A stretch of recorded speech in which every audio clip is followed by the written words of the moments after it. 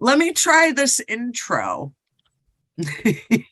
Right, because this is the week, finally, you're going to be me and I'm going to be you. So I'm going to see if I can do this as good as you. So, it's witchcraft.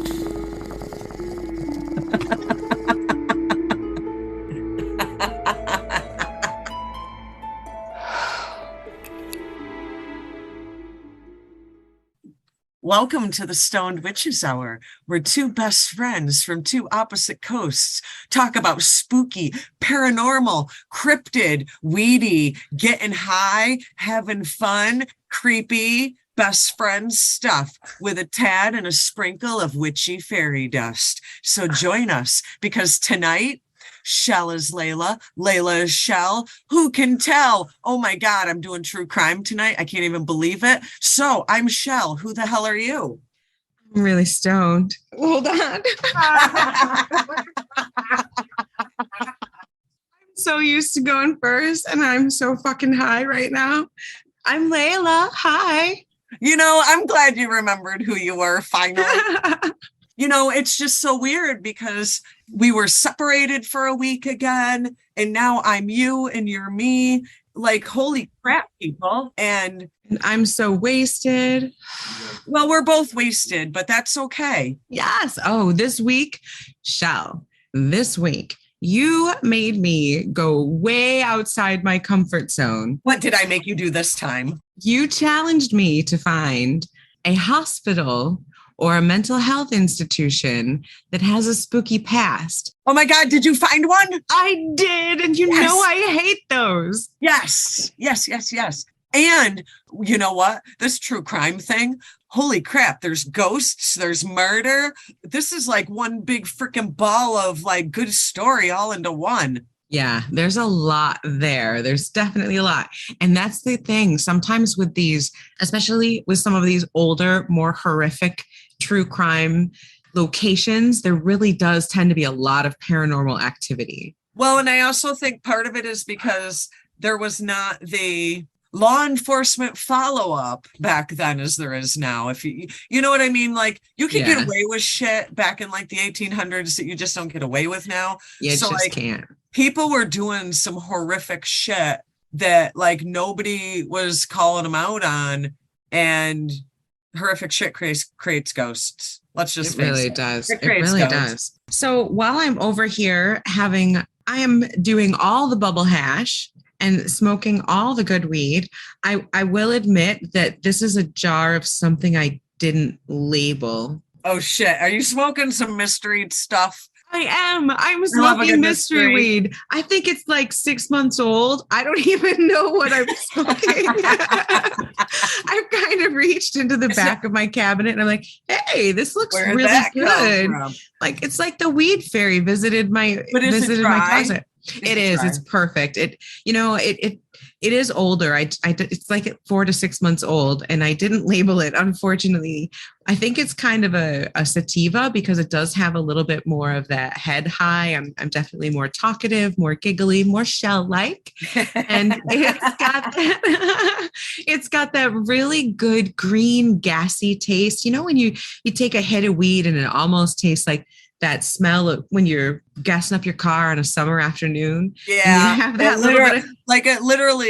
it has that gasoline taste. And when I was like younger, I used to think it was because they packaged it that way, because at the time weed was illegal and they'd package it in all kinds of crazy shit. Well, to be fucking honest, Chelle, that might actually be how it happened. A lot of times they would use different things like that to try and disguise the smell. Like laundry detergent. Remember when you'd smoke weed and it was like so much like freaking Tide clothes laundry soap? Yeah, you had to really be careful back in the day. Legalization has definitely helped that. And that's one of the reasons why I started growing, was because I think we found more than a little weird shit every once in a while in our weed. But yeah, no, this gasoline taste is the kind that you want in a weed. This is the good one. I grew this, so the only gas here is the gas of like a really high quality sativa. And I love it so much. The taste is just absolutely delicious. Unfortunately, it gets me so freaking high. So I have to kind of you wouldn't be a stoned witch if you weren't. It's so good. I want to just keep smoking it. So I do. I keep having bowl after bowl after bowl. And now, like, I can see myself in our video right now. My eyes are all red. They're a little puffy. They're a little puffy. My eyelids are like halfway down and I can't stop grinning. So between this, the edibles, and the hash, I am definitely going to be very Chelle level high for the entire episode. And I'm going to need to be because I'm talking about the Emily Morgan Hotel in Texas. It's right across from the Alamo. And it's so fucking haunted. Their own website talks about the different floors and the different rooms to stay in if you would like a haunted experience. I just want to point out to everybody, and you know, one of these days we're going to get our act together and we are actually going to post a video, because not only are we funny to listen to, we're funny to look at. We are. But if you were to see us both right now, I think right now we both kind of look like the female version of Cheech and Chong, because we're both really high today. So not that we're not high. really high other times, but for those who listen to us consistently, please know we're much more higher this time than in times recent past. So, do you see this brownie? This is the second one of that size I am eating. That looks delicious. I'm so happy. Delicious. I have so much stuff, Chelle, so much stuff. So what would you try out of that picture? Probably the Oreo looking things. I'll get one and I'll eat it. But I'll tell you what though, like edibles just don't do it for me, man. Like I'll eat a gummy and I feel nothing. I am pretty sure that most people with their edibles are lying to us. No, this is like from the store. Oh yeah, I know. The store edibles, I'm still pretty sure they're lying to us. I don't know. About what? THC content? What? Yeah, I think so. I know they have to have it tested, but come on, when was the last time you had an edible that really rocked your world? Like 1997. And it was something someone made for you, most likely, right? Or a ganja goo ball at a festival. I was going to say at a festival that we would have gone to, but like literally the last time I had a good edible was like literally 1990. What? So I don't know if it's because we didn't know what the THC content was back in the day. We didn't know that it mattered. Right? We didn't know enough to know that we needed to know. You know what I'm curious about though? And I'm wondering if you've ever tried. Have you ever tried the THC seltzer drinks? Never had one? I've seen them. Because I've seen like the THC water and stuff at festivals, but I have not tried it yet. I'm curious if there's any bang to that buck. I imagine there is. They're getting better at putting THC in things, whereas before it just had to go into like butter or sugar, you know, some type of, it's fat soluble. So you had to put it in some type of fat. Gotcha. Which reminds me, I have that huge stick of butter that has over 1,300 grams of THC in it. Well, I am sure we have got to have a listener or two out here somewhere who's got a butter recipe. Someone help Laylla. Something not sweet. I have brownies. I have Oreo cookies. I have gummies. I have chocolates. I'm not really a sweet person. Give us a new idea. Somebody's got to have a new idea. Bring it on. Rice Krispie treats. I liked your idea of the Krispie treats because any cereal treat. Or blander. That's right. You can use a little less sugar, a little less marshmallow, and it's a little better. But yeah, and I'm thinking, you know, I might want to take a page from one of those, you know, cooking with marijuana shows and do some pasta with butter and just take the butter and infuse it into maybe I'll make a Alfredo sauce is one of those sauces. It almost feels like cheating. It's so easy to make from scratch. It's just basically butter and Romano cheese and cream. Garlic, probably. And garlic. That's like it. And that's it. So I could just use that butter and make like a really nice Alfredo sauce. That might be fun. You know what? You're like one of those like crafty, ingenuitive people to begin with.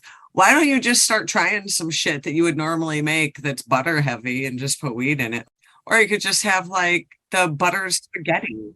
When we come out, I'll bring it and we'll have a little THC infused dinner party, and I'll just make every dish with THC. Oh my God, shrimp scampi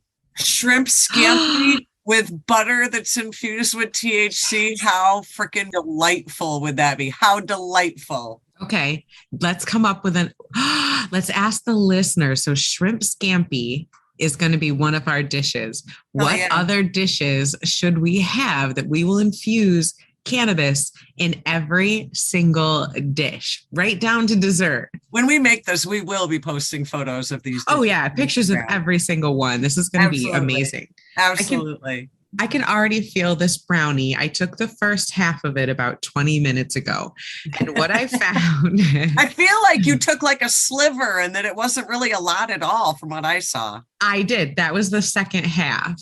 Unless Zoom is deceiving, but it looked like it was little. No, it was little. I would say the whole amount that I ate is about the size of a small brownie. I would say about like a 2-inch, like maybe smaller than a 2-inch square, 1.5-inch square.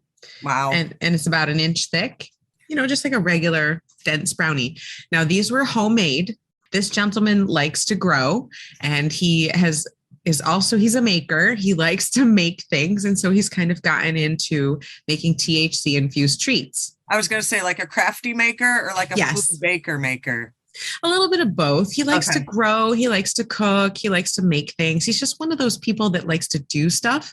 And oddly, he doesn't smoke weed. So what you're telling me is this guy does all this stuff, but he doesn't even like partake? No. Nope. What a bummer. Like, what a bummer. He's a gardener, first and foremost, as how he got into it. He decided once it was legal, he really wanted to try his hand growing it, and he loved it. He had such a good time growing it. One of those people who likes to see things go from nothing to something. Exactly. And so I've smoked some of his weed, and it's good. I think I've said before, it's really nice. It's a little fluffy. I think he needs a little more light. But other than that, I mean, for a first time I guess it's not really his first time, but a new an amateur grower. He's doing a great job. It's very tasty, very stony, and he loves to make edibles. So he started, and the bubble hash. Oh man, it's so good. I'm gonna smoke all of it. It's so good. And he's got some Rick Simpson oil, like those little silicone things that you get like for free a lot of times at dispensaries. I got 3 of those. 2 of them are filled with like a really dark hash, and one of them is full of Rick Simpson oil, and it's fantastic. Oh, wow.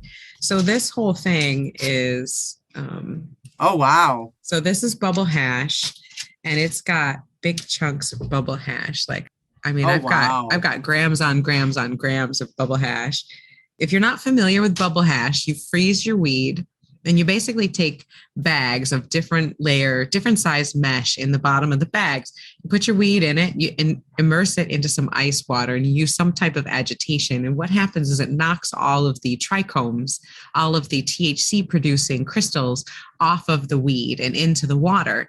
So when you lift up the bags, you take out the first bag that's got everything, all the green matter in it and any leftover ice, and you dispose of that.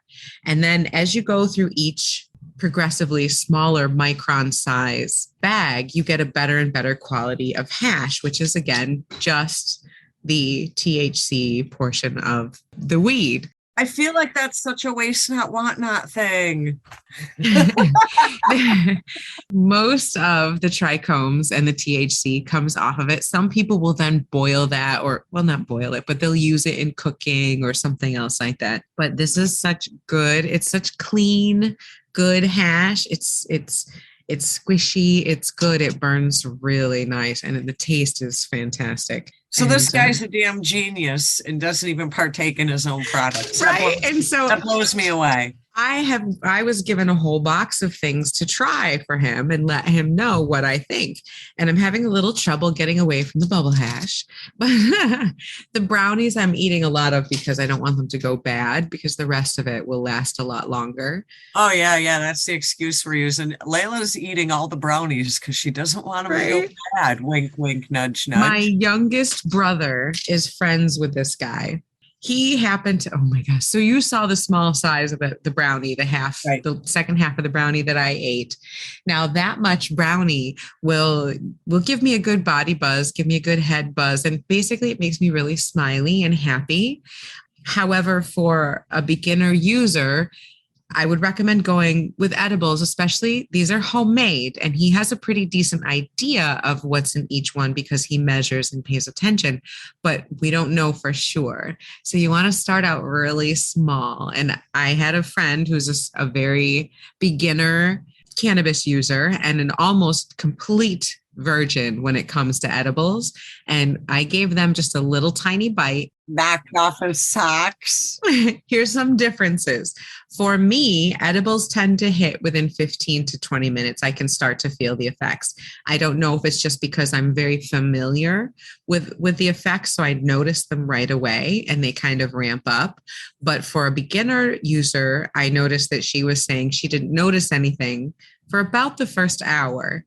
And then it hit like a freight train. And she was really, really high, almost to the point of being too high for quite a few hours. Been there, done that. Same. So again, for me, I can start to feel it sooner. And so I can gauge how strong it is by how quickly it comes on and how it affects me. But again, that's because I'm very, very familiar with how edibles and how THC in general affects my body, my psyche, all of that. Now, my youngest brother, I told him how much she had taken and how it felt, how much I had taken and how it felt. He proceeded to take a brownie this big, which is a good 2 inches by 4 inches square. And that is why me and your brother get along.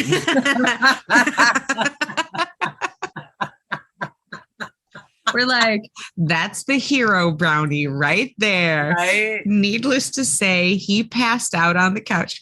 Go big or go home, man. Go big or go home. That's right. He passed out on the couch watching anime, and I think he got that whole Netflix, are you still watching thing kind of going on. He woke up so hungry. He probably woke up and wanted more popcorn than he could shove it in his mouth. He says he woke up, he stumbled into bed and woke up high the next morning and had to go to work high. Kudos to him. Kudos to him. Yeah. So good stuff, though. Very, very good stuff. I'll eat one of those Oreos for you and I'll let you know how it goes. As I had said earlier, I had spent earlier today at a party because, as all of our listeners know, the whole of the nation of the United States of America is like if the depths of hell pulled out like their ass. Like, this is hot. And you know what the worst part is it was 98 degrees here today, and we're not the hottest place. We're like cool compared to other parts of the country. Did you just say that we're hotter than Satan's taint? We are. We are hotter than Satan's starfish. It's warm out there. It's warm out there. It's pretty hot there. Yeah. And so, I had some Mai Tais to cool myself, some nice Mai Tai. Yummy. Then there was a sale. My favorite store, Happy Valley. We've talked about Happy Valley a million times. They had Super Lemon Haze pre-rolls. And I was like, hook a girl up. I love Super Lemon Haze. Love it.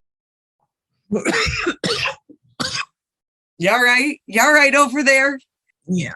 You're not all right. I hiccuped while I took a hit and it was weird. And it turned into a cough to get off. Yeah, I did this weird hiccup while I was inhaling the hit and it just hit weird. Folks, this is where Laylla gets high to a different level than the rest of us. Damn her. Yes. Wow. Yeah. So I'm smoking some good weed. It's not Super Lemon Haze, but it's good stuff. These pre-rolls are actually, I kind of like how they do them. They kind of, this weed, this Super Lemon Haze batch that they have is very dense and sticky. And these pre-rolls are very dense and sticky. So good bang for your buck. Good bang for your buck. I like a good pre-roll. And they were on sale. Does it burn well? It does. And that's the difference between how it's packed is how it burns. You know, Yeah. if it's packed like shit, it's going to burn like shit. Exactly. And nobody needs that. I think that's why I like the professionally packed ones, because as we know, I have no business rolling anything. No business. That's true. You can pack a bowl like a fucking pro. Exactly. Like if there were Olympics for that shit, I'd be gold medal in it. I have video I have to show you, Chelle, of one of the last festivals, weed festivals that my husband and I went to before COVID fucked everything. He entered into a bong ripping contest. Only in California. I swear to God, only in California do they do shit like that. So they had to do this thing. They had like 10 people, right? Dozen people or so. And basically what they did is each person would go up and they had these pre-measured amounts of weed. So you'd get your random pre-measured amount of weed and they'd say go. And then you had to pack the bowl. You had to pack the bong and you had to clear the bowl and then cash it on the table. That's great. And they timed you, went and was one of the 4 finalists, obviously. And they were just like amazed. He blew everyone out of the water. His time was at like half the time of the next highest person. I'm telling you 2 things. First of all, I've ripped bongs with your husband before. Iron lung. I'm telling you, he can pull bongs with the best of them. And second of all, if that were an Olympic sport, that's where he would shine with gold medals. Now absolutely. I have video of this. So in the finals, he gets up there and this is where he would do you so proud, Chelle. You're going to be so happy. Please tell me he just stuffed it and shoved it. Yes. You called it. Yes. Yes. You absolutely called it. He gets up there. He's grinning from ear to ear. He knew he had this in the bag. So he gets up there and the DJ's like hyping him up. And he's like, oh yeah, here's our champion here. He did so good. How's he going to do this time? And he pushes forward, takes him out, and it's like a big fat nug and just kind of starts the timer, looks at it, looks at the guy, shoves it right in the pipe. The crowd went nuts and it was like, whoa, he's going to do it. They're like, he didn't even break it up. I love it. I love the Superman of pot smoking over here just like torches the bud, sucks it down, and again blew the next highest person out of the water. I think the last chick was like, I don't even want to go. That was fun. That's one of the things that they do out west that is definitely better than the out here in the East, because you don't find fun shit like that on the East Coast. I'm telling you. No, you don't. And I have video evidence of it. So that's fun. Much like last episode where we talked about a ghost story that you actually still have video evidence of. You know, first of all, a couple of things about that. I really appreciate you doing that because, you know, sometimes life gets in the way and everybody loved hearing your stories because I listened. First thing I did was listened and I was like, damn, that's good. And then the second thing I thought was, I still have that VHS tape packed in a storage unit. I know you listened because you texted me right after you heard it. And girl, you know, I got you anytime, whatever you need. But I know you listened. You texted me and all you said was, I still have that tape in a storage locker. But, you know, the one I did want to add one little like footnote to that. Oh, please story. Do. So for all the listeners who listened last week, with Layla's solo ghost stories, she had told a story about when I'm like, hey, let's use a Ouija board. At her dad's house. One of the rare times that Chelle has actually been like, yeah, let's use a Ouija board at a haunted location. Why not? So I don't know if maybe you don't remember this or maybe I didn't even tell you. I don't even know. But one part of that story that was left out was after all was said and done and we did try to go to bed, I was in that downstairs back bedroom. And I was getting tormented by something literally until the sun came up and like, it was like hovering over the bed and it just wouldn't let it go. And I almost felt that you had talked about people being dragged out of bed yes. on occasion, like pulled by their feet. And that man, I just remember black hair and trying to get me out of that bed. And so when I listened to that episode last week, I was like, oh my God, I don't even know if she remembers that part because that was even worse. When I told the story, I did remember that you had an experience, but I was going to leave that for you to tell. But I have chills right now thinking about it, because if I remember correctly, you guys stayed in that back room. The back bedroom. Yes. And I was tormented all until sun came up. The first floor back bedroom is rumored to be the room where there was supposedly a shotgun. And that's where the gentleman that supposedly committed the double murder and then killed himself went and got the shotgun. And that is where his spirit, and he's very angry. Yeah, and that's the bedroom you're like, hey, Chelle, why don't you go sleep there after a night of Ouija? Hey, I think in my defense, I'm pretty sure that's where my dad put you, and he should know better because he's had a ton of experiences in that house. But yeah, that's where upstairs it tends to be a kinder woman, and very rarely does it tend to be the angry man. Yeah, I had the angry guy in the back bedroom, and my husband at the time was a little spooked and kind of just wanted to be done with your dad's house. Yeah, none of us got any sleep that night, even though when we tried to contact the spirits, nothing seemed to happen. It was after. It was like when we were making the attempt, nothing. And then when we were done, they were like, hey, we're here. And we were like, yeah, we're ready to go to bed. And they're like, yeah, no, I don't think so. Now, I think that there are spirits in that house that try to protect people. And I've told a story before. I think it's the episode with Tom where I first talked about this house, where one of my experiences was where the spirits tried to keep us from going someplace that could possibly have been a dangerous situation. But I also feel like what I recall of your dad's house was like every room had a different feel, a different spirit. It was almost like you said, the kinder lady upstairs, but the angry man in the back bedroom. Everywhere you went was like a different vibe, and somebody different was occupying that space. Like your dad's house is off the chart. Depending on what type of story someone tells me about their experience, I can tell you where in the house they had it, right? Because it's consistent.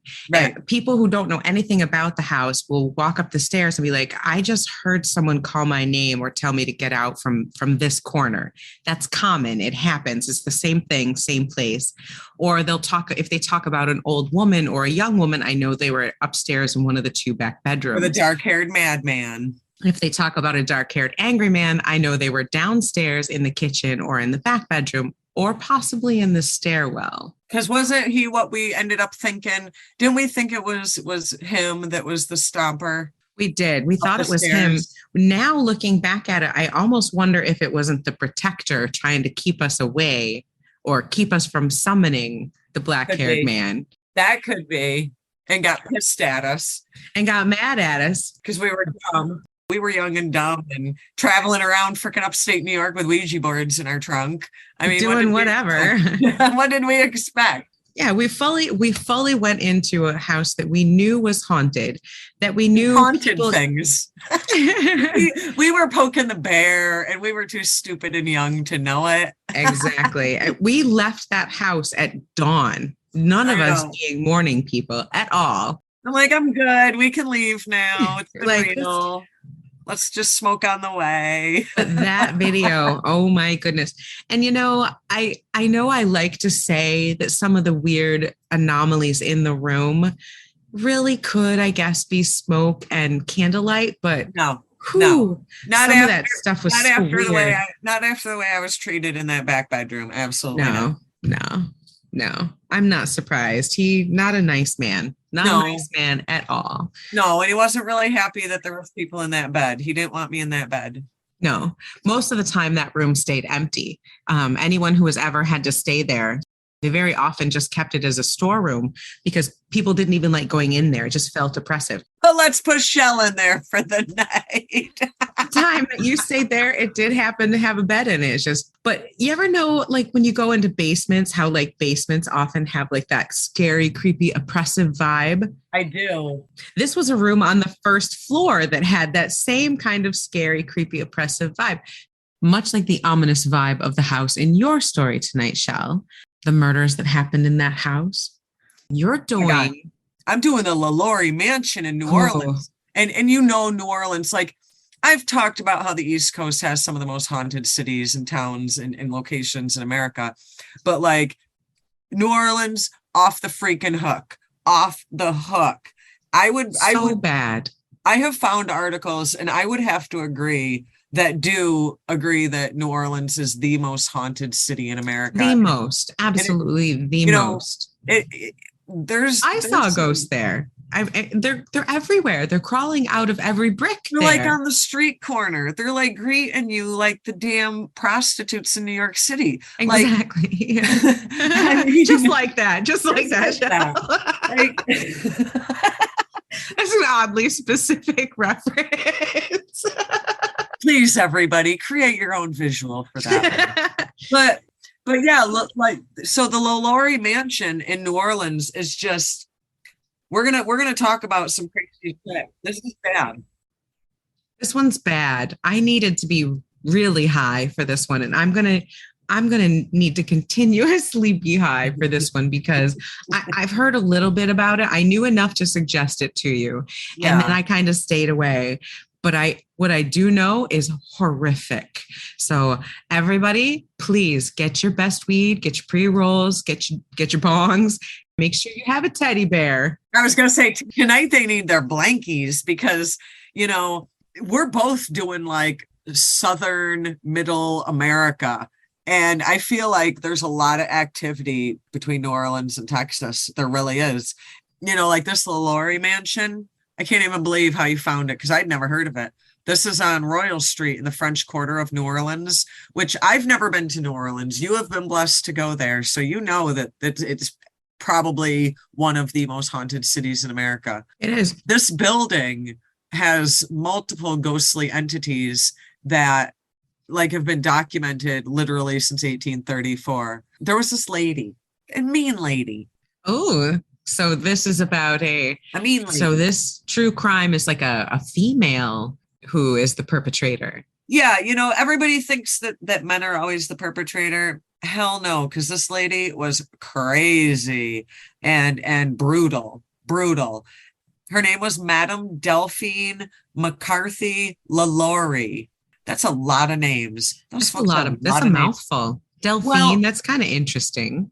And she was twice married. So I don't know why people they didn't get rid of their names, they just added them on. I wonder if it had anything to do with like inheritance or prestige or power. You know, they wanted to hold on to that part of it. That could, yeah. Maybe. Yeah. So, you know, she married her husband at the time, Dr. Leonard Louis Nicolas LaLaurie, bought this property in 1831, and there was a house under construction that he had finished for them. So it was this 2-story mansion. And back then, especially down south in 1830s, properties were designed and constructed having slave quarters. Right. Unfortunately, people were still enslaved at that time.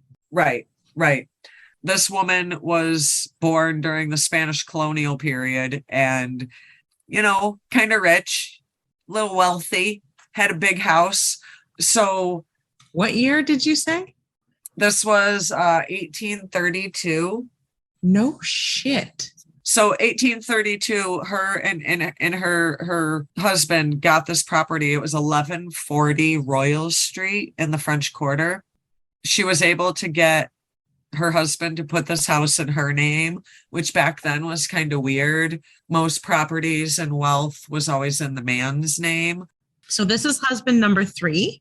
Yeah, and she got him to put this house in her name, which... Oh, that's not suspicious at all. Husband number 1 and 2 both died.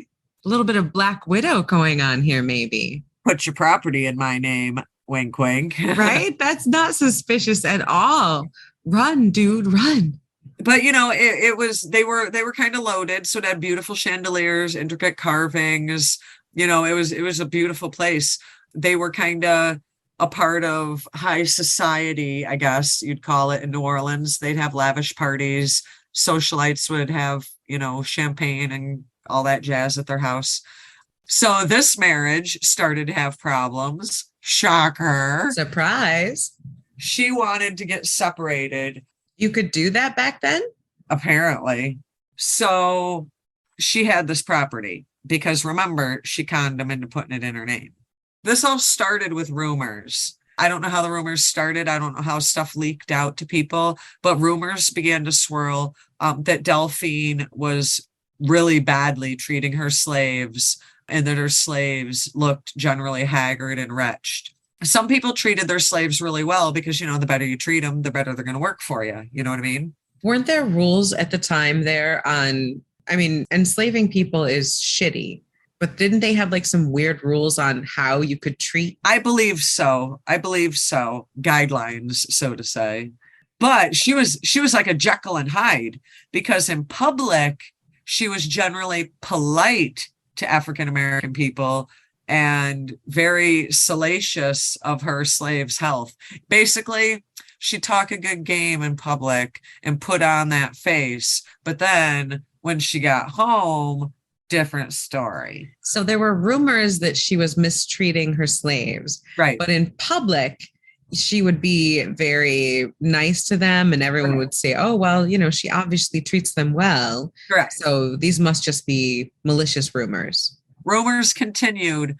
Finally, it was so widespread that a local lawyer was dispatched to her house in 1832 to remind LaLaurie of what they called them. Here's what they called them: the laws of upkeep of slaves. Oh, wow. I don't know specifically what those laws were. That's so fucked up. But check it out. However, during the visit, the lawyer found no evidence of wrongdoing or mistreatment. Now, you got to remember, in 1832 in New Orleans, money talks. You give that lawyer $50, because probably $50 back then was a lot of money, and all of a sudden you've done no wrong. So keep that in mind. And did they really care about Black people at all? Like, did they even care?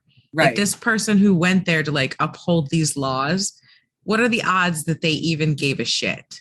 So what she ended up doing is, after that investigation, she sold a few of her slaves. But word kept spreading, and other socialites were no longer eager to participate in social events with them or interact with the LaLaurie family. So basically, everybody started talking shit behind her back because they all believed it. It wasn't proven, but people were believing the hype. It sounds like the rumors persisted to the point where other slave owners were starting to think something bad was going on in that house. Like, what kind of shitbag do you need to be to have other crappy excuses for human beings think that you're not worth talking to? It's so fucked up. It gets worse. After the lawyer's visit, a neighbor reported that one of Delphine's slaves, which was a girl that was roughly 10 years old, oh God, fell to her death from the roof of the mansion while trying to avoid punishment from the whip-wielding LaLaurie. Now, the girl whose name was Laylla was buried on the mansion grounds. Yep. Yeah. 10. Oh God, that hurts my heart. 10 years old. Like it's a baby.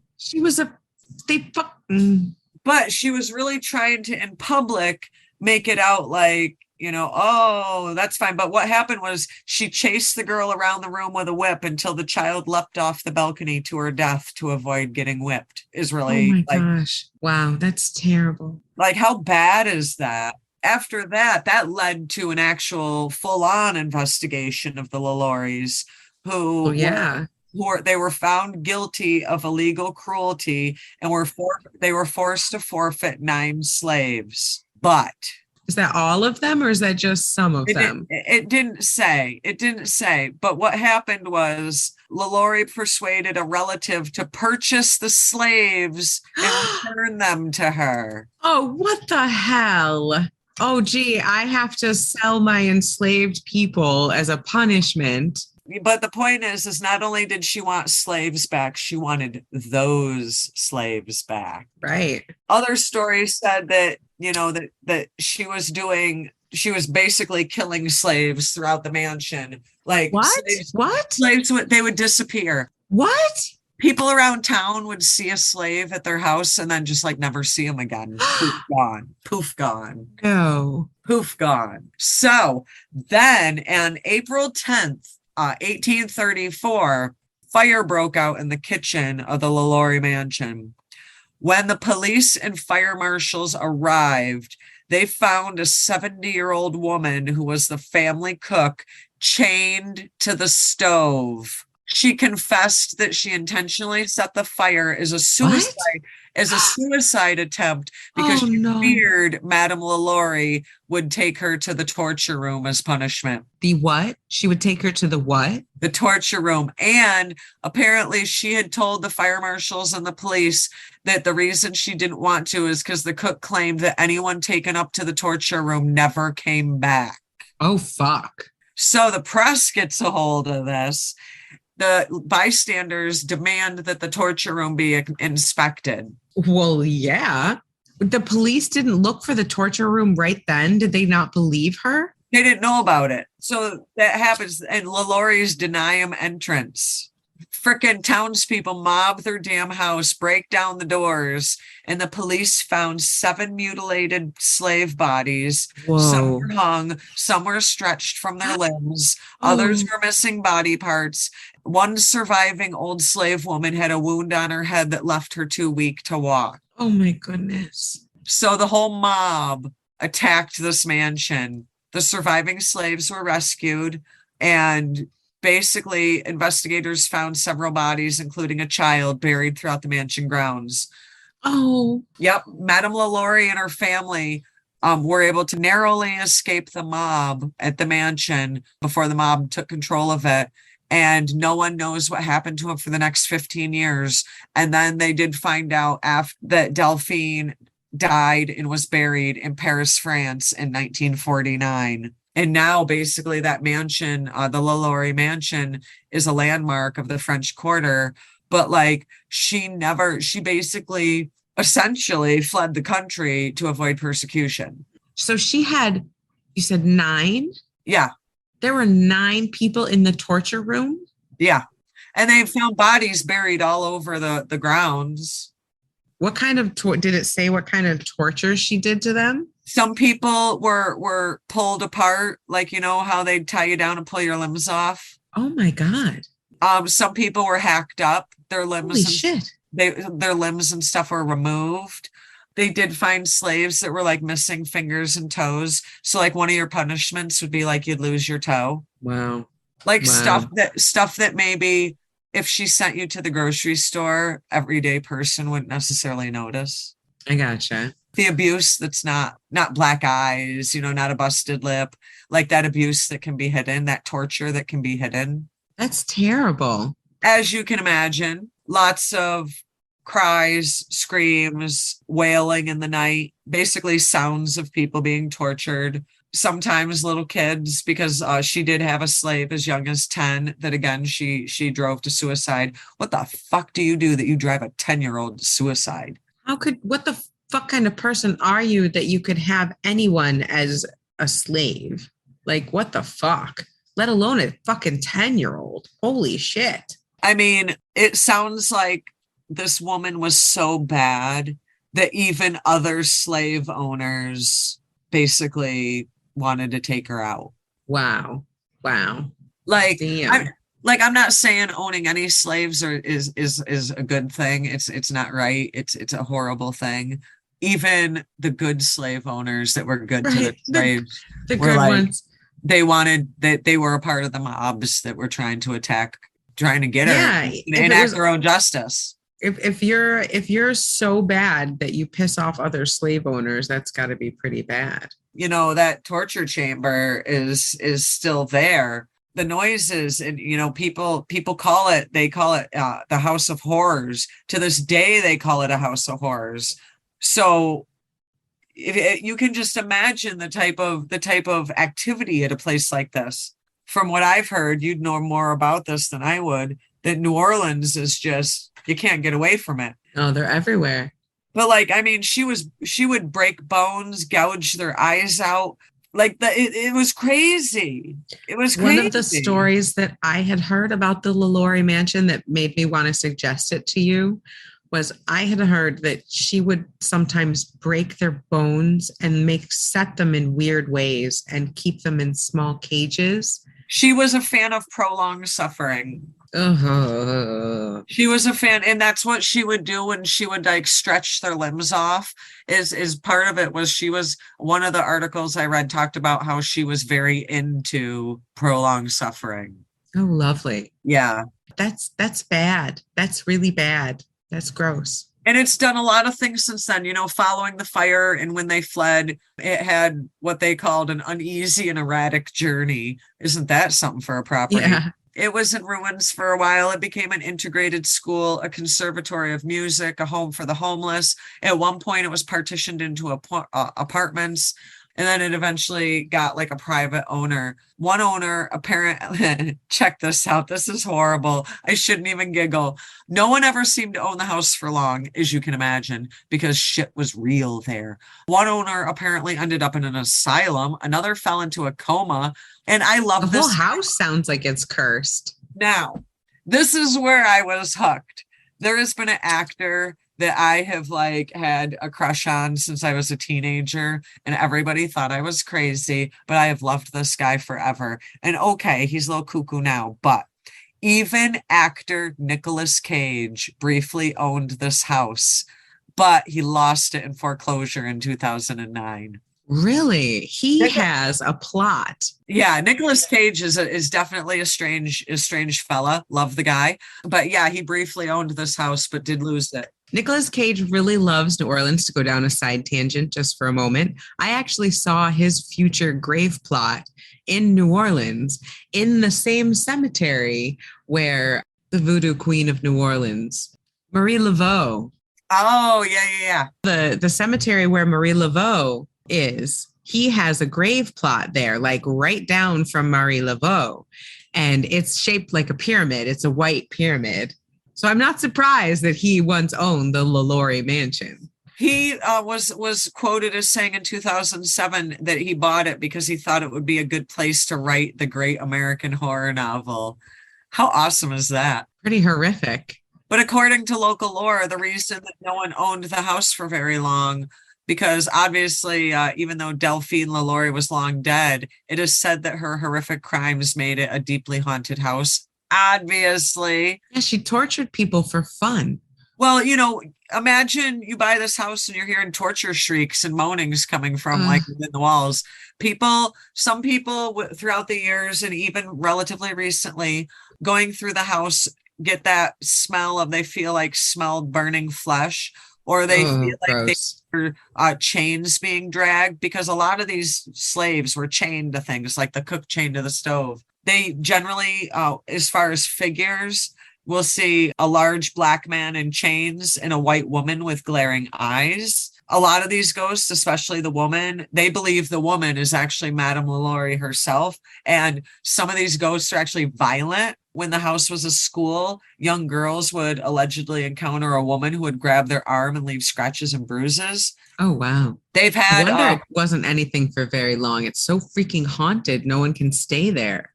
They pulled in a medium to the house, and the medium suggested that much of the evil had dissipated, kind of leaving the ghosts to wander freely without fear of their former mistress, so to say. It looks really lovely from the outside, but it is a house of horrors and true nightmares on the inside. That's terrible. These people were like essentially tortured to death. So many people. That's awful. Yeah. So now today you can visit the LaLaurie mansion. It's kind of like a touristy kind of thing. And like I said, 1140 Royal Street in the French Quarter. I want to go, man. You Google it. The pictures look beautiful. How scary can it be? It's so pretty. Pretty scary. Let's bring a Ouija board. Come on, let's do it. No. But, I just think that what really makes this true crime, in my opinion, is the fact that bitch got away with it. And I think that was just the time. It was just I can't believe that. It's just the way it was back then. You could get away with stuff by paying people off. And she had the means to just throw money and disappear off to Paris. And it's not like in 1832, we did not have extradition to the United States now. Right. What are they going to be like? Oh, yeah, send her back from Paris. Yeah. So, she was able to buy her way to a boat to avoid any backlash from being a horrific, horrible person. Yeah, a torturer. I mean, she kept slaves, first of all, which is bad enough. And then she fucking tortured them. Well, I am glad that I did find out that a medium had gone into the house and felt that evil had kind of lessened and that the ghosts were more, I don't want to say relaxed. I mean, you're a ghost. Maybe more at peace, or maybe they've been released from there. I would hope. Yeah. I mean, it was described as that they were more free as a ghost can be, I guess. But I mean, you don't want these poor folk being tortured in the afterlife as well, like an eternity of torture. That's terrible. Like they did nothing to deserve an eternity of torture. You know what I'm saying? It's not their fault. It's not their fault that they were ended up in her clutches. Jeez. Right. And unfortunately, it's created about 2 centuries of paranormal activity. I mean, this woman literally left her mark on New Orleans. And not a good one. Not a good one at all. Not a good one. So I appreciate the good lead. It was a very interesting story, but kind of fucked up. Yeah, that's kind of effed up. Good true crime. Way to go, Chelle. You did a true crime. Woohoo! Oh my God, we did it. So I'm excited. Layla's doing the nut house. Okay, 1 floor, but it was a hospital. Okay. Where? So let's start with your where. What's your location? Tell me where we're going. Where are we going? So we're going right across from the Alamo, actually. To all of our listeners in Texas, drink water. It's hot out. Stay cool. You laugh, you stoner, but I'm serious. It's hot. No, you're absolutely 100% right. You are absolutely you're totally just right. high. No, that is a really good PSA. That was a good PSA show. That was very smart. Good one. That was a good one. Smoke lots of weed. If you smoke lots of weed, it won't seem so hot.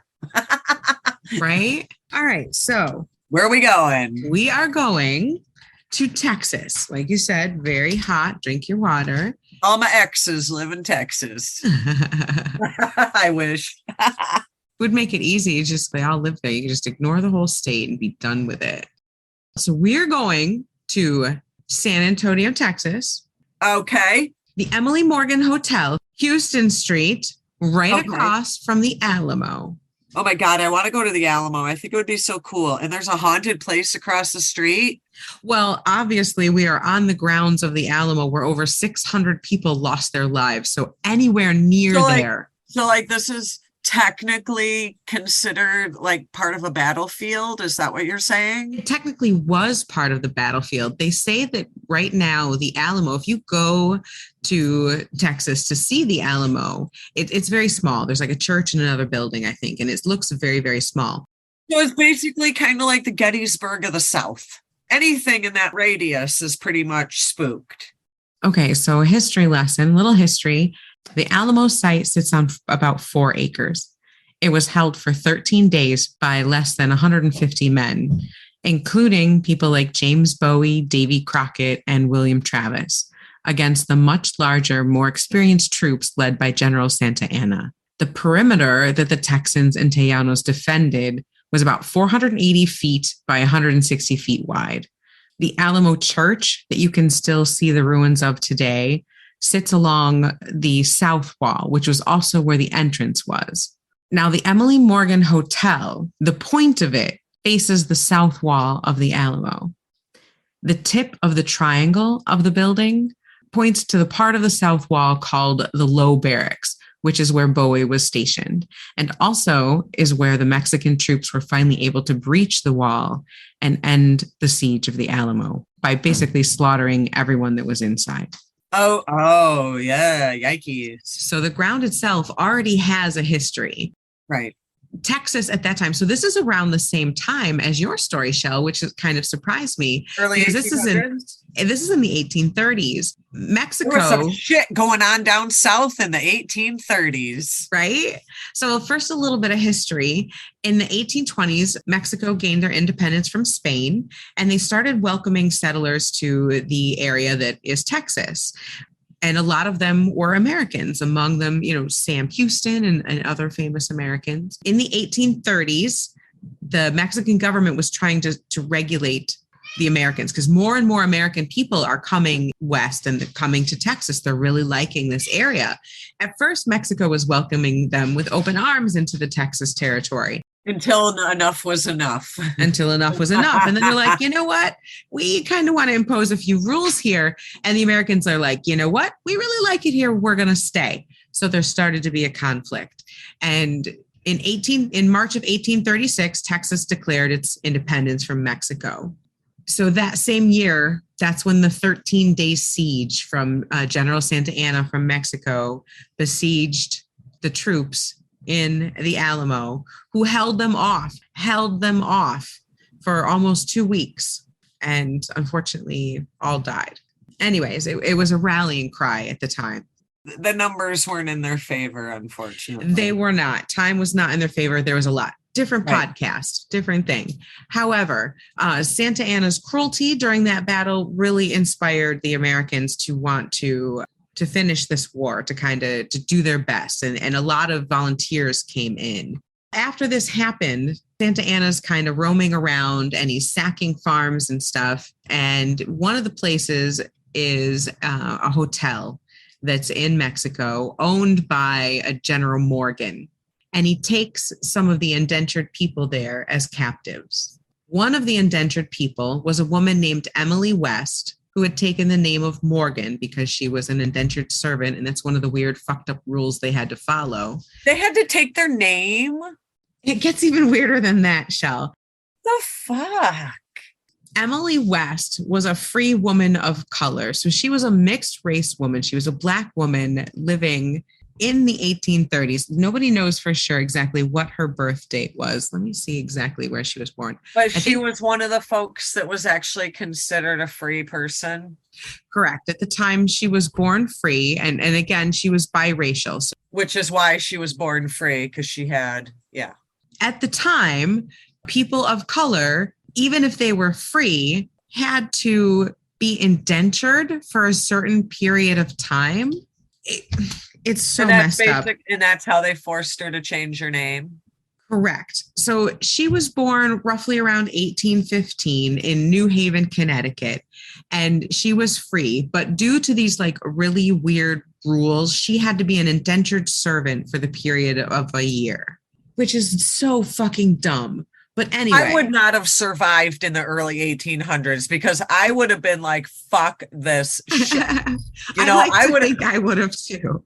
I would have been one of those people burned at the stake for what I would say and do. Right? They would have tied me up, lit my toes on fire, and called it a day. Thank you, Chelle. So, if only.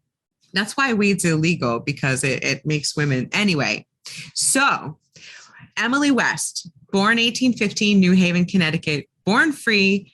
However, because she was a woman of color, fucked up rules, has to be indentured for a year. She gets indentured to General James Morgan. And again, weird rule, takes his name. Bit for the military going towards...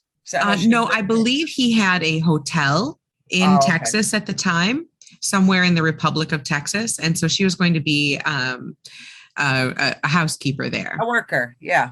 Yeah. So while she's there doing this indentured servant bullshit, Santa Anna's troops attack this hotel and take her and other people as captives. Now, folk legend goes that Emily West was a beautiful woman, strong, beautiful young woman, and that Santa Anna became enamored of her. So much so, right? So much so that even his troop movements after she came into camp are weird. He stops early. He sets camp early. He's constantly calling her to his tent. he's just not on his game, so to say. He was in love and not acting like a damn army general. Exactly. His troops are split after the Alamo, and he's got some new troops that come in. He's got about 1,500 men. They're in an unprotected location, and he decides to call Emily Morgan to his tent one morning. Oh, God, what a perv. And at the same time, Sam Houston, leading a small group, decides to attack. Is it because they knew that she was going there and that he would be preoccupied? The legend doesn't say, but they do say that she kept Santa Anna preoccupied for 18 minutes in the tent, which was long enough for Sam Houston and his men to overwhelm the much larger forces of Santa Anna and win the battle, what they're calling the Battle of San Jacinto or San Jacinto. So to win this battle in 18 minutes because Santa Anna was so preoccupied with the most gorgeous Emily Morgan. She did it on purpose. I'd like to think so. Now, part of me wants to be all badass, go girl, woman power. She's amazing. She's so good in the sack that she kept Santa Anna busy while Sam Houston and his men overwhelmed the forces. They had no direction because their general was getting it on with Emily, who was saving America. But 18 minutes is all she could get out of him. 18 minutes was all she needed. She had him so fucking distracted that he wasn't found until the next day. And rumors say he was either hiding amongst his army in a private's uniform or he was found hiding wearing a woman's bathrobe and slippers. I want to go with a woman's bathrobe and slippers because that just sounds better. He was probably dressed as a private in his army, but I'm just going to remember it as a bathrobe and slippers. Right? Good visual. Now, right? However, reality says she was an indentured servant. Okay. She was a woman of color. Okay. Oh, does that mean that they killed her? No. What I'm saying is she's a Black woman who had been captured, and she had been an indentured servant when she was captured. Odds are she was not in that tent of her own free will. Oh, absolutely not. So as much as I want to be like, yo, girl power, woohoo, you know, that pussy saved America. Way to go, Texas. Yeah. You know, that's not how it went down. No, she was probably brutally sexually assaulted. Right. Time and time again. And even if she wasn't, what kind of agency would she have had back then? She had zero power. So I would love to think, I really want to think that she knew Sam Houston was coming, that she did what she could to kind of help the Americans. But honestly, do you think she really gave a fuck? Honestly, the sad part is she was probably just doing whatever it took to stay alive. Exactly. And kudos to fucking her for doing that. That's what a lot of those slaves had to do back then. You know, you just had to fucking grit your teeth to stay alive because it literally was life and death. And that's what she did. She stayed alive. She took care of business. She did what she had to do. And she made enough of a name for herself that they helped her to get back. She had lost her freedom papers. And so she was having trouble getting back to Connecticut. And they did help her get back. And they kind of lost track of where she went after that. So at least whatever happened gave her enough of a folklore heroine shine that they kind of helped this poor Black woman who had been captured get back home. So there was at least that. There's rumors that because of this whole folk heroine thing, this story was recounted to a gentleman named William Bollert, supposedly on a steamer trip. And I guess this guy was he was keeping a diary. And so he wrote that he had met the famous Sam Houston, and Sam Houston had told him the story of how he had won the Battle of San Jacinto in 18 minutes. And that it was all due to Emily West Morgan and her magic in the sack with Santa Anna. So when this gentleman's diary was published in 1956, and that's when they found the story of this woman who had supposedly saved Texas.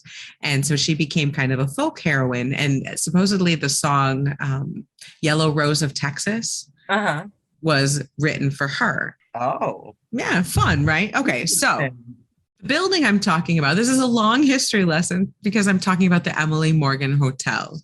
It was named for that Emily West Morgan, the heroine of the Battle of San Jacinto. Now, was it named for her, or did she ever own it / live in it?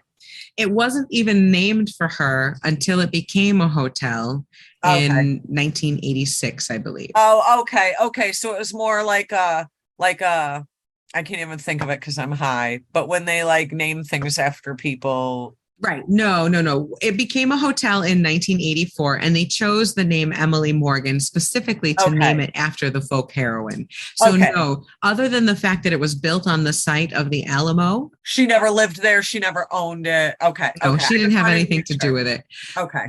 But she was kind of close to it, and it was built on the site of the Alamo. So it was already... She was more tied to the location than the building itself. Correct. Gotcha. Now, the building itself is kind of trippy. It was built in 1924, and it was meant to be a state-of-the-art medical arts facility. It was built by a builder called J.M. Nix and apparently a famous architect named Ralph Cameron. And they decided to build it in this unusually shaped spot in San Antonio. And it only kind of allowed for a triangular shaped building. Okay. So they made it a 3-sided triangular shaped building. So that's interesting right there. Now, we all know from Ghostbusters and in magic, anything 3-sided, that's kind of magical. It's outside the norm. So you're already starting to have some interesting things go on there. So they wanted it to be kind of like the Flatiron Building in New York City. And they built it to be 13 stories tall. Are they just asking for trouble? Did they just put Ouija board wallpaper up? Like what? But Chelle, now come on, to mitigate the fact that they made it 13 stories tall, they called that floor 14. Oh, so let's just pretend like there's just no 12, 14. That's right. So that erases the whole bad luck of making a triangular building 13 stories tall. So what is wrong? Like, do people not there? Somebody had to say, wait a minute, should we go ahead with this? And then there was somebody who was like, yeah, it'll be fine. Yeah. They built this 13-story tall triangular shaped building in the Gothic revivalist style, which is like the creepiest, spookiest type of architecture that you can get. Why didn't they just summon the aliens to build it for them at that point? It gets better. Because it's a medical building, they decided what better to put on our spooky, Gothic-looking, 3-sided, 13-story building, but gargoyles. Oh, Jesus. Come on. It is covered in gargoyles everywhere on the outside, terracotta gargoyles everywhere. And better yet, they each have an ailment of some sort because it's a medical arts building. Oh my God. Like, you can't make this up. So there's broken legs and stomach aches and headaches and toothaches and poked eyes and all sorts of gargoyles. Gee, I wonder why we have some paranormal activity here, folks. It's like they designed it to draw in ghosts. Let's build it on a place of horrific sacrifice where so many people lost their lives. Let's make it a weird shape. 13 stories. Put some gargoyles on it, just icing on the cake. So most of the building contained mostly offices. It was doctors' offices, dentists' offices, and like all their like patient rooms. Right. The 7th floor was the psychiatric ward. I gotcha. So not only did they have like regular like hospital type stuff, they still had the funny farm on the top floor. Most of the floors were just offices. Like you would go to your doctor's office and be seen in some of their patient rooms on one of the floors, or you'd go to your dentist's office right up to the 1970s, I believe. Oh, wow. And so the 7th floor was the psychiatric ward. They had on the 12th and 14th floors. There's no such thing. That's where they had the hospital and the surgery ward. So it was a 50-bed hospital. which just by default, you're going to get people who die horrifically during a surgery or a procedure. And unfortunately, that's the nature of healthcare. So there's going to be that vibe as well. The morgue and the crematorium was in the basement. Oh. So the 12th and the 13th floor were where the hospital and the surgery rooms were. So it was a 50-bed hospital, and they had quite a few surgical theaters as well. And the reason they put it on the top 2 floors was so that the smell wouldn't bother the people in the offices. It would stay up high and they could open the windows. Unfortunately, smell like that rises. The smell never left, Chelle. What? One of the things that people report, in particular on the 14th floor, is that it still smells like a hospital. People will still smell like a Band-Aid smell or antiseptic. That hospital, we all know it. Every single one of us knows that hospital smell. And this is one of those places that has so many hauntings that are the same. It's the same story repeated over and over again. Obviously consistent and yeah. Yeah. And what is this today? It's a hotel. Oh, Jesus. You can go stay at. This is definitely one of those where it would be like bring the Ouija board. Right.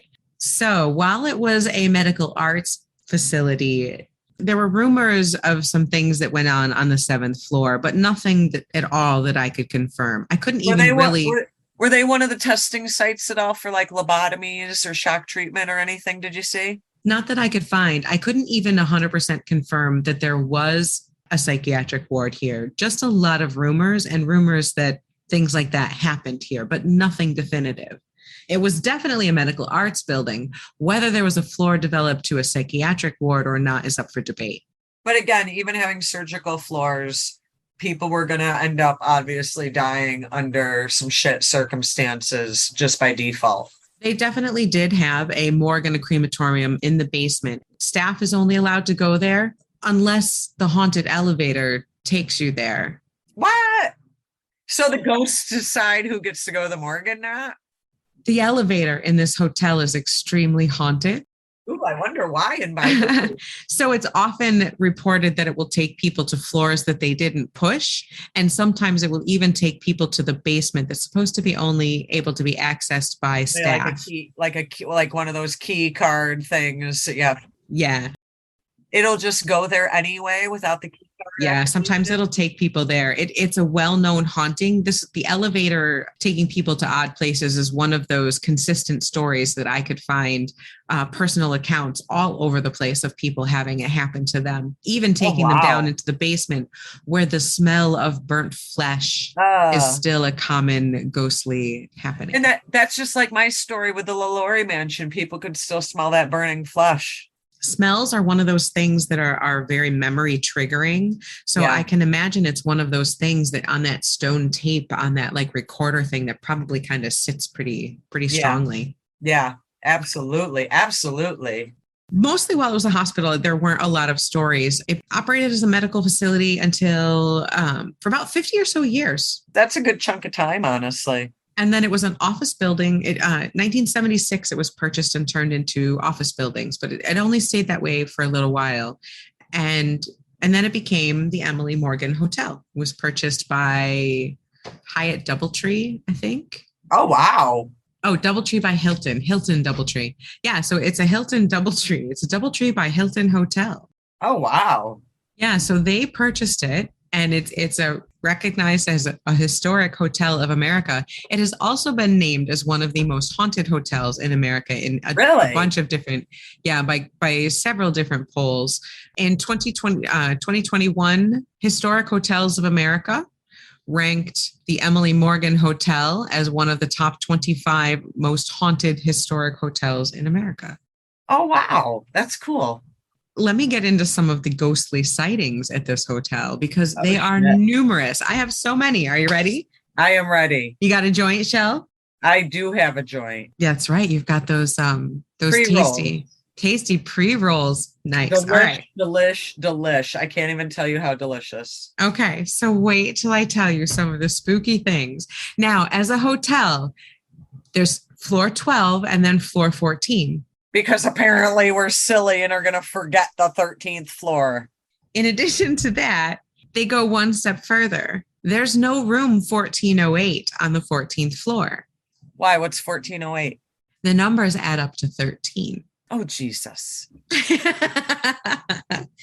So, is there a room 13? I think there is. I'm pretty sure that's the only floor they do that on, the 13th floor.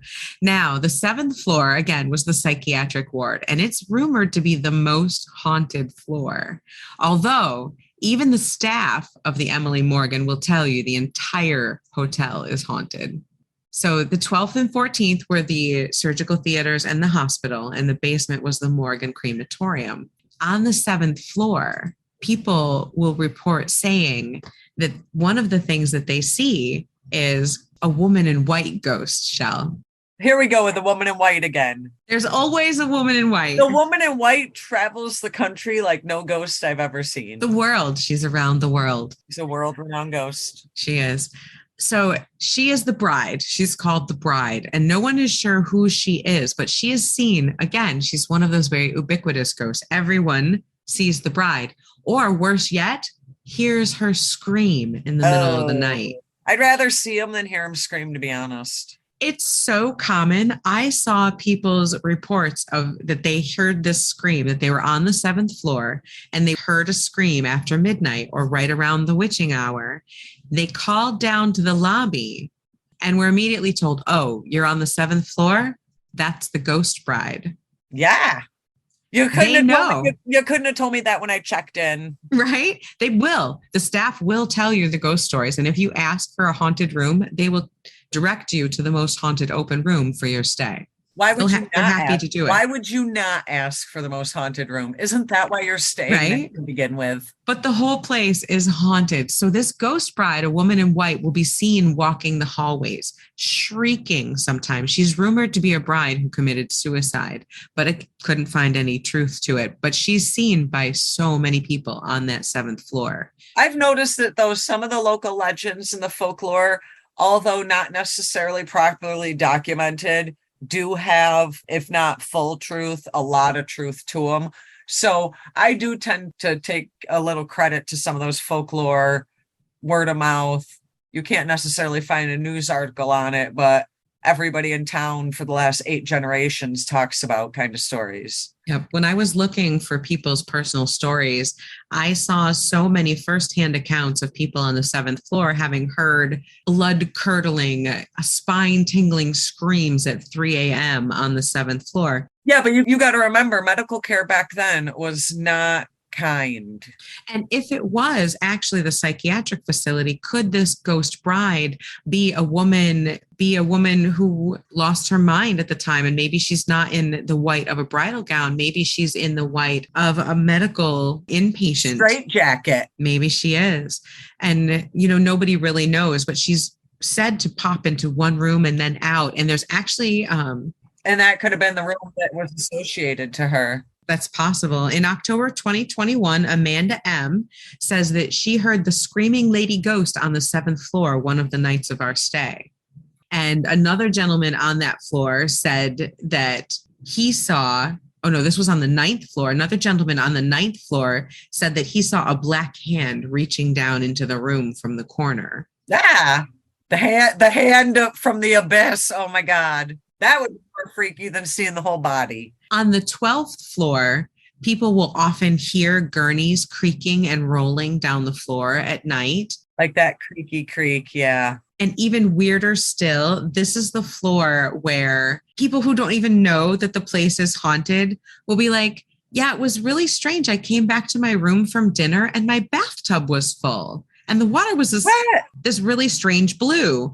Why would the bathtub be full? Nobody knows. On that floor, people will often report hearing sounds of water running or dripping, and they very often report leaving the room and coming back and finding their tub being full, sometimes with oddly blue water. What's with the blue water? Is it because it looks anesthetic? I don't know. Nobody seems to really know. Because remember back in that time period, like they would fix everything would be sanitized by that weird blue water. Maybe that is it. Cole Siefkin, the hotel's general manager, says that on the 12th floor, guests will report that all their faucets are turned on and all they can hear is running water. And so they call down to the front desk because they're scared. Oh, you're on the 12th floor. That's what they say. And they say, go into the bathroom. And so people go into the bathroom and there's nothing, even though they can hear the water right up to the threshold of the bathroom. When they go in, it stops. Imagine the training for being a front desk person at this hotel. Okay, so when everybody calls from the 7th floor, tell them it's this ghost. And when they call from the 12th floor, tell them it's this ghost. Like, what's the training like to work there? Right? And it doesn't even stop with guests. Like the hotel sales manager, a woman named Deborah McNabb, she stayed there. She knows there's something paranormal going on because it happened to her.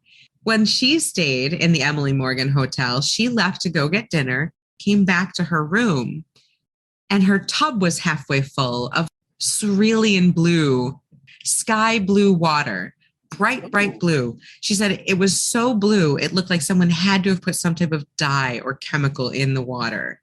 Oh. Now, she said she was with a friend, so she asked them if they had run the water and they're like, no, I didn't do it. Did you do it? She's like, no, I know I didn't do it. And then she's like, hey, I work here. I'm going to have them run the key card system and see who entered the room. Not a soul, I bet you.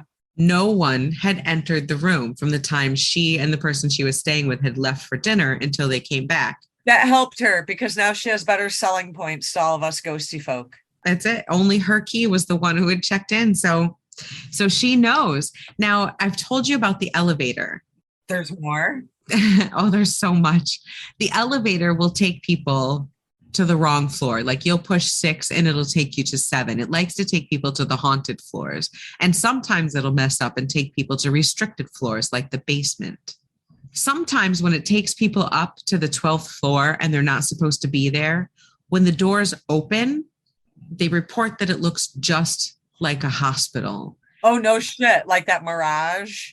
Yes, exactly like that. And they get freaked out. And then doors close and open again, and it's back to normal, and it's the hotel. I would love having that happen.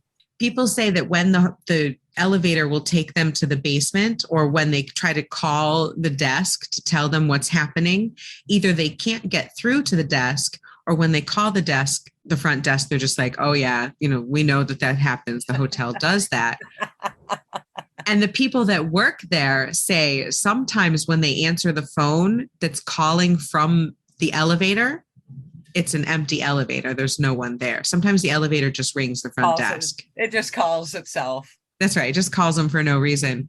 And when they go to the basement, it's super scary because very often they can hear moans and what sounds like the whoosh of fire and smell burning flesh. Like something's getting put into the incinerator, basically. And just like in the scary movies, when it takes you to the incinerator basement, it won't budge. Ah, shit. It's awful. So some more stories are, let's see. Oh, here's one. I loved this one. So this one is from a gentleman named Mike, and he says he stayed at the Emily Morgan around 2010. He said he was traveling alone without his wife, and he stayed at this beautiful hotel because he said it was smaller and more historic than the nearby Grand Hyatt. And haunted, which he knew. The hotel down the street was where he was attending a convention during the day. And at night, at the last night of the convention, they had a formal ball, and he had brought along a tux. But again, because his wife didn't attend with him, he was going stag. He was going to go all by himself. So he says he's dressed in his tux. He's about 40 years old at the time, and he thought he looked very handsome and dashing. So he's in this weirdly shaped lobby of this triangular 13-story hotel. And this bright boy looks in the mirror of this haunted hotel and says, I wish I had a fine lady from here to join me at this ball. Why didn't he just bring a Ouija board in his pocket? He might as well have. I don't know, but he's looking in a mirror in a haunted hotel and inviting a lady to come with him. Well, guess what? Who came? That night, he had a whole bunch of photos taken of him by a lot of his friends and colleagues there, and they sent him all these pictures. In every single picture of him, there was an orb, a round ball of light, either near his heart or near his arm. It was like chest height to where a woman would be standing. And it followed him around from picture to picture. And this light would stand exactly like if he had his arm out, would stand exactly as if he had his arm like around posing next to him, like posing for a photo. He is 100% convinced. When he showed these pictures to his wife, they are both 100% convinced that some female ghost, that a woman ghost took him up on his offer to go to the fancy ball. Oh my God. I have chills. God. I have chills so bad. You must have loved that part of it because I know you're an orb lover. I do. I love that one. It was so good. But that's one of those orb things that like, why him? Why that particular night? Because he looked in the mirror and asked for it. He did too. It's like rubbing the genie lamp. You don't rub the genie lamp if you don't want the genie to come out. Right. Here's another one. Another woman who stayed on, she didn't stay on any of the particularly known to be haunted floors, but she says, this is Diana, and she says that while she was in bed, she felt like someone embraced her like a friendly hug. And when she looked over her shoulder, she could see an indentation in the bed, even though no one was there. Oh. And what looked like very long, ghostly arms around her. And she said she tried to scream, but no sound would come out because her son was sleeping in the other bed. She wasn't able to say anything until the arms finally uncrossed and let her go, and the indentation disappeared. And then she was finally able to get her son's name out. That would freak me out and make me so excited all in one feeling. She felt like they were friendly. She didn't feel like they were mean in any way, but it was so scary. She just couldn't handle it. Just because, you get that, oh my God, I can't get sound out of my mouth.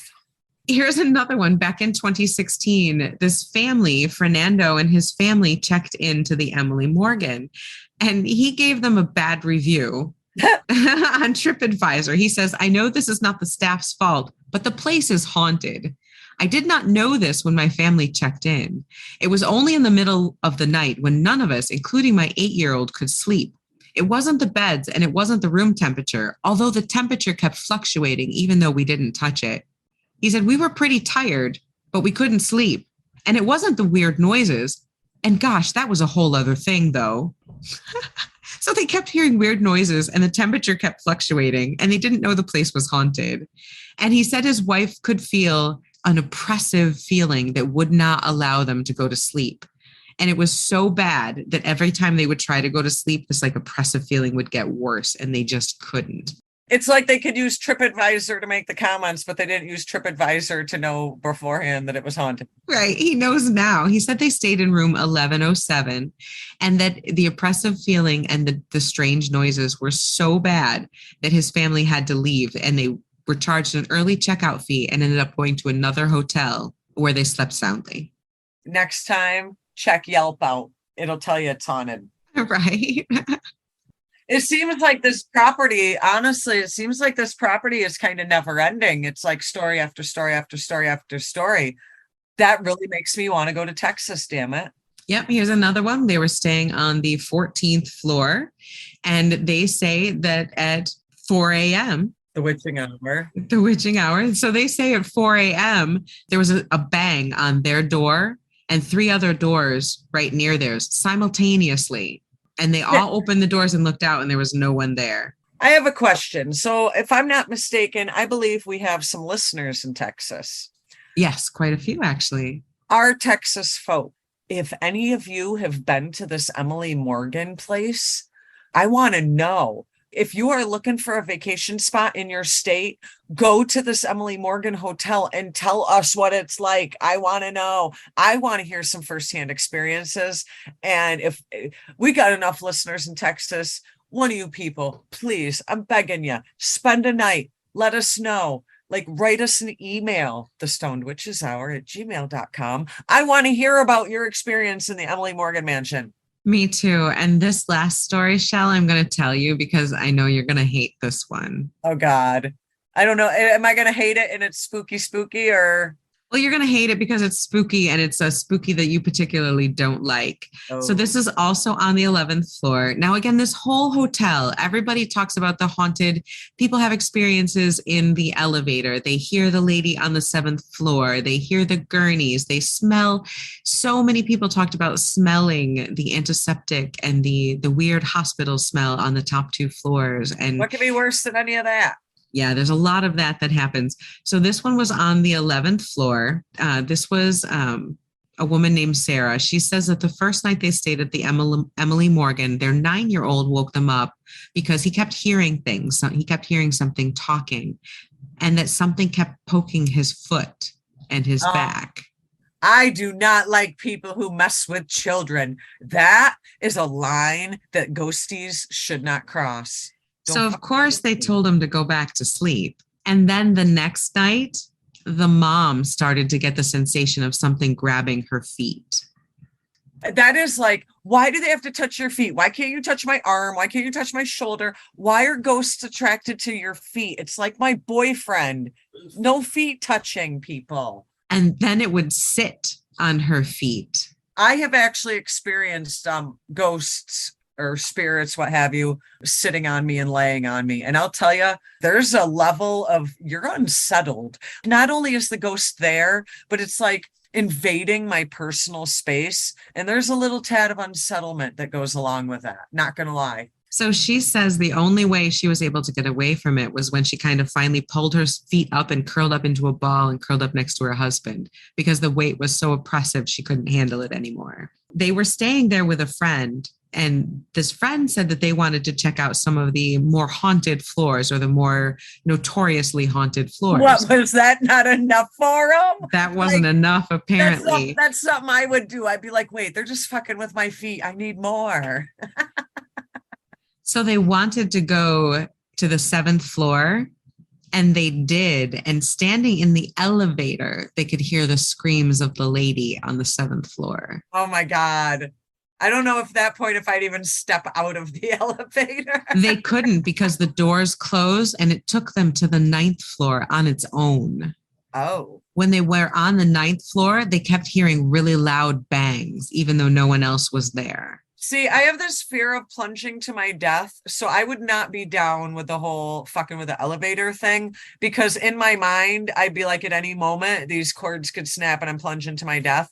So I would actually not be a fan of the elevator thing just because of that fear I have. You know what I'm saying? Exactly. So this, I mean, it's in a very historic part of San Antonio. You have a view of the Alamo. So if that's something you want to see, it's on the site of where. Probably gorgeous. That's the thing. It's probably gorgeous. It is a very pretty hotel. It's a little dated from what some people say now, but still a nice hotel. Part of the charm. And it sounds like there's an awful lot going on there. So even though it's not an asylum, it was a hospital for a very long time. So how did I do, Chelle? Did I do a good you? You know, I think you did good. And I know that this was way out of your comfort zone. It really was. Actually, the true crime was a little out of my comfort zone as well, but I was able to keep it under control because of the ghosty aspect. But we both got very interesting properties. Very much so. Right around the same time, right around when there was a lot of shit going on. And in a similar part in America. I mean, you're talking Louisiana and Texas in the 1830s. And unfortunately, at those times, they really did not treat Black people well at all. I mean, what the fuck? And so your story and mine kind of highlighted that a little bit. You know, unfortunately, those spirits are just soaked into that land. They're just soaked into that land. And we've talked 1,000 times that sometimes it's more about the land. Like with your story, a lot of the issues that came about were from the property before the building was even in existence. Exactly. So, the battles that happened there. And then to name it after that woman who probably went through such horrific things. They probably meant to like commemorate her memory, and I'm sure their intentions were good, but I think they just kind of dug up some shit. I think so too. And as we've seen, here you have it all. I mean, you have a trifecta, if you will, because you have the site of a horrific battle where so many people lost their lives. And then you have a magically inclined building. A building that's shaped to be drawing energy and holding it there. Yeah. And then to have it be this, I guess at the time it was applauded. It was like the tallest building, like west of the Mississippi for the longest time. It's like one of the first skyscrapers at 13 stories. 13 stories. But you got to remember at that time, you know, west of the Mississippi wasn't really like developed a lot. Right. Exactly. So this was a wonder at the time. But so here's this building that it's built on the site of a battle, a horrific battle. It's built in a shape to draw energy. And then it becomes a hospital. And it's got all these gargoyles and stuff on it. You've got to check out some pictures. It's a cool looking building, very cool looking building, but it looks like it was designed to be haunted. But that's what I'm saying. It was almost like right from the jump, it was conducive to activity. Absolutely. And then to name it after Emily Morgan, and again, such a controversial figure, and who knows what happened, whether it was yay, go folklore heroine, or, you know, sorry for what happened to you because that's shitty. Whereas in my story, Delphine LaLaurie doesn't even deserve to have that mansion have her name. Not even a little bit. Holy fuck. Yeah. I mean, the horrific things that woman did. I know that there are rumors that I've heard rumors that she sewed people's mouths shut. Yeah.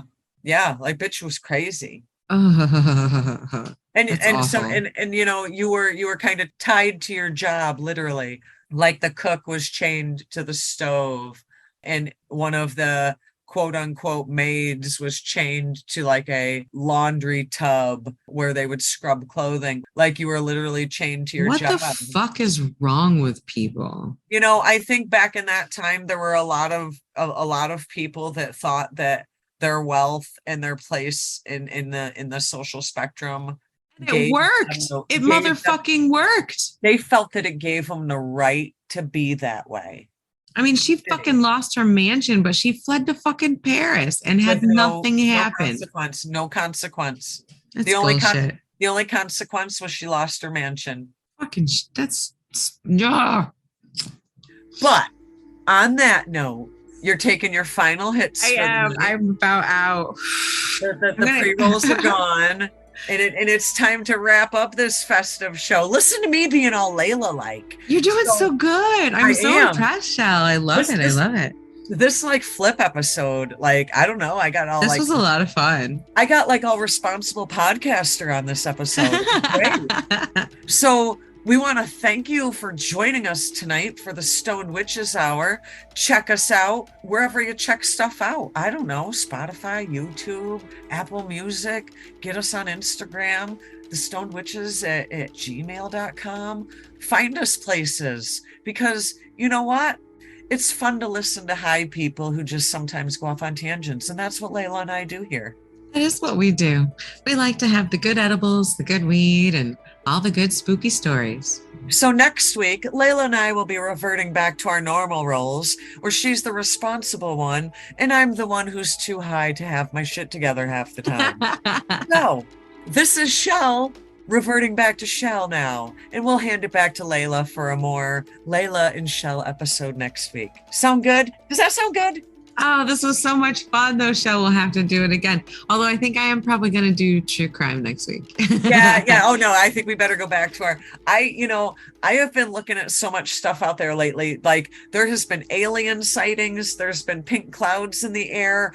Pink clouds, pink sauce, all the things. Yeah. So I'm ready to get back to my groove. You can have your true crime back because I have got a bunch of shit in store for next episode. Oh, I'm so excited to get into it, Chelle. This is going to be so much fun. And if you want to know what I'm going to talk about, I guess you're going to have to tune in next week, huh? Tune in next week for episode 28. Oh, this has been episode 27 of the Stoned Witches Hour. Forever 27. Ooh, oh God, don't go there. That's scary. Oh my goodness. What is that? What episode is that? The haunted tunnel made of Elon Musk's money and the Almost 27 Club? Yeah, right. Check out that episode. Right. But thank you for listening to episode 27 of the Stoned Witches Hour. Join us next week at 4:20 a.m. for episode 28. Stay high, stay spooky. We're going to get down with some ghosty true crime next week. All right. So everybody have a wonderful week, and we will see you next Wednesday at the Stoned Witches Hour.